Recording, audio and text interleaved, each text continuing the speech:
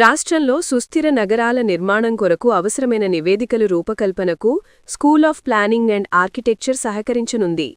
దీనికి సంబంధించి municipal and urban development శాఖ, Vijayawada school of planning and architecture మధ్య అవగాహన ఒప్పందం కుదిరింది.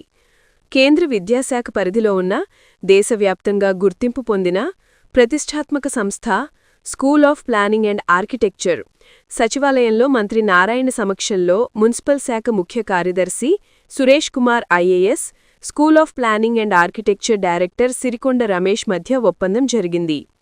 ఈ కార్యక్రమానికి Swachhandhra corporation MD Anil Kumar Reddy, town planning విభాగం director Vidyulatha, AP metro rail corporation MD NP Ramakrishna Reddy, public health engineer in chief Prabhakar హాజరయ్యారు. Municipal administration, urban planning, sustainable డెవలప్మెంట్లో ఎస్ఏపీఏవి ఉమ్మడిగా రీసెర్చ్, కెపాసిటీ బిల్డింగ్ చేసేలా సహకారం అందించనున్నారు మంత్రి నారాయణ. పలు అంశాల్లో మున్సిపల్ అధికారులు, సిటీ ప్లానర్లు, ఇతర స్టేక్ హోల్డర్స్కు ట్రైనింగ్ కార్యక్రమాలు నిర్వహించటం వల్ల నిర్మాణాత్మకమైన పట్టణాల అభివృద్ధికి సహకరిస్తుందన్నారు. విద్యా నైపుణ్యాలతో పాలనను కలపటం వల్ల మెరుగైన ఫలితాలు వస్తాయన్నారు. మున్సిపల్ శాఖలో ఉన్న టౌన్ ప్లానింగ్, ఇతర విభాగాలు లేటెస్ట్ టెక్నాలజీ, రీసెర్చ్ చేసేందుకు ఈ ఒప్పందం ఎంతగానో ఉపయోగపడుతుందని మంత్రి అన్నారు.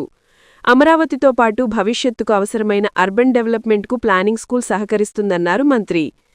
అటు పురపాలక శాఖ ముఖ్య కార్యదర్శి సురేష్ కుమార్ మాట్లాడుతూ, రాష్ట్రంలో నిర్మించే మెట్రో ప్రాజెక్టులు పర్యావరణ హితంగా ఉండేలా school of planning and architecture సహకరిస్తుందన్నారు. నగరాల్లో జీఐఎస్ మాస్టర్ ప్లాన్ల తయారీకి ఎస్ఏపీఏవి సహకరిస్తుందన్నారు. ఈ ఎంఓయూ ద్వారా శాఖాపరంగా వచ్చే కీలక మార్పుల ద్వారా దేశంలోనే సుస్థిర పట్టణాభివృద్ధిలో ఏపీ ముందంజలో ఉంటుందన్నారు.